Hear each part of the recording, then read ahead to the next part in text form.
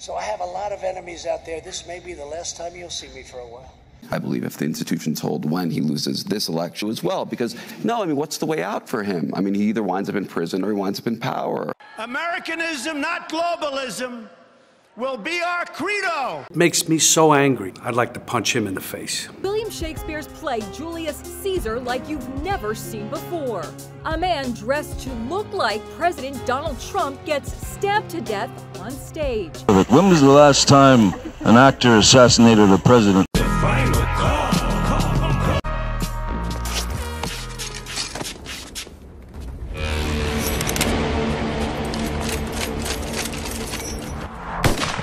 Yes, I am outraged.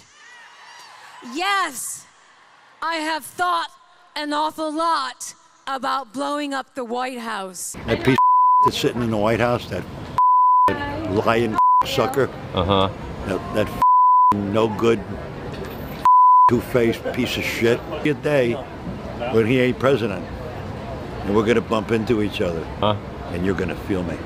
Are you gonna give him a left hook?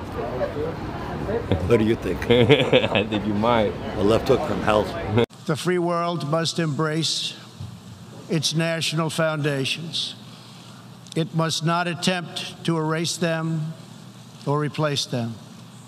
Looking around and all over this large, magnificent planet, the truth is plain to see. If you want freedom, take pride in your country. If you want democracy, hold on to your sovereignty. And if you want peace, love your nation. Wise leaders always put the good of their own people and their own country first. The future does not belong to globalists. The future belongs to patriots. The future belongs to sovereign and independent nations who protect their citizens, respect their neighbors, and honor the differences that make each country special and unique. Press always asks me, don't I wish I were debating him? No, I wish we were in high school, I could take him behind the gym. That's what I wish. They asked me, would I like to debate this gentleman? And I said, no. I said, if we were in high school, I'd take him behind the gym and beat the hell out of him. Any guy who talked that way was usually the fattest, ugliest SOB in the room. For too long, politicians have tried, oh, have they tried, to centralize authority among the hands of a small few in our nation's capital. I see them all the time. Bureaucrats think they can run over your lives, overrule your values, meddle in your faith, and tell you how to live, what to say, and where to pray. But we know that parents, not bureaucrats, know best how to raise their children and create a thriving society. And we know that families and churches, not government officials, know best how to create a strong and loving community. And above all else, we know this. In America, we don't worship government, we worship God.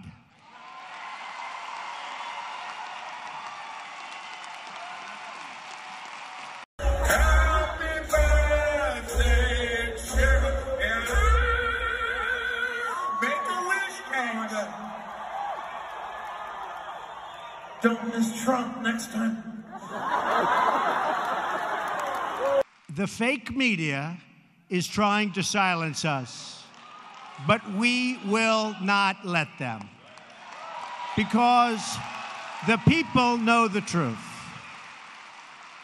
The fake media tried to stop us from going to the White House. Their agenda is not your agenda. I will never stop fighting for you. I am delivering on trade, on the economy, on the Supreme Court, on the Second Amendment, on our military, for our veterans. and on our borders. Can you give us a chance? Your organization is attacking our... I'm not going to give you a question. Can you state categorically... You are fake news. Sir, go ahead. Can you state categorically that nobody... New York Times Magazine and CNN shared a story showing children illegally brought into the U.S. supposedly in cages. But the article and photos were actually from the Obama administration. Agence France-Presse mistakenly reported that more than 100,000 children brought in by illegal immigrants were being held in detention. That was actually the total number in 2015 under Obama. Time and others showed a crying Honduran child to illustrate Trump separating illegal immigrant parents from children, but the child hadn't been separated from her parents in the U.S. Several news outlets featured an empty podium at Trump's 4th of July celebration in 2019 and said he didn't draw crowds, but the photo was taken before the event. The actual crowd was huge. The New York Times and others implied Trump hadn't paid income taxes for 18 years, but the record shows he'd paid a higher rate than Democrats Bernie Sanders and President Obama. Bloomberg and the Wall Street Journal reported special counsel Robert Mueller had subpoenaed Trump's bank records. That wasn't true.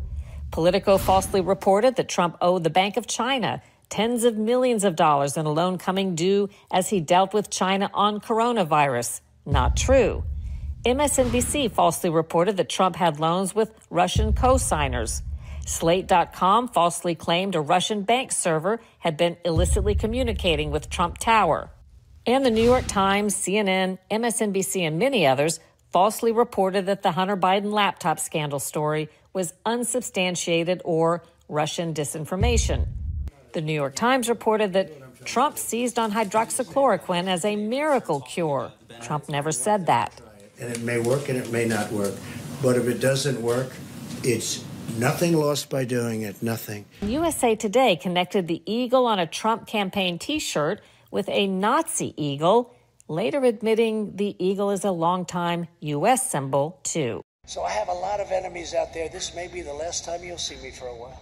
I believe if the institutions hold when he loses this election as well, because, no, I mean, what's the way out for him? I mean, he either winds up in prison or he winds up in power. I think the best defense, if that's the way we want to look at it, is attack. Victor, listening to these snots and snobs sitting over in Switzerland, what do you make of their yakking about Trump? You know, I think they're so incoherent when you hear things about there's all these wars going on and Trump could make it worse.